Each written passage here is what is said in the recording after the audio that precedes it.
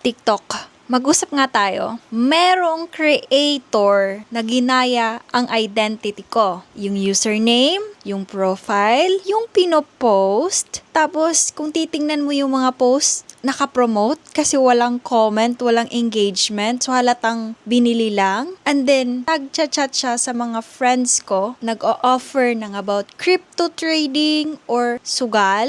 And alam nyo namang hindi ako involved without sugal tingin. Ang kinababahala ko lang, ang dami-dami na niyang chinachat. Ngayon, ito yung solution ko. Ni-report natin. Ni-report ko sa TikTok support. Ilang months na walang solution. Andyan pa rin yung account, nakakapang-scam pa rin ng mga tao, at inaakala ng mga tao ang ako yon. Alam mo, TikTok, napaka-unfair. Pag nakakakita ka lang ng konting mali sa mga video namin, bina-violate mo. Pero pag mga ganito, na may report na talaga kami, na may proof talaga, na may problem tong account na to kasi ginagaya kami at ginagawa kaming mali, parang wala lang. Nakabot lang yung nag-reply sa akin, literally. Ilang appeal na ako.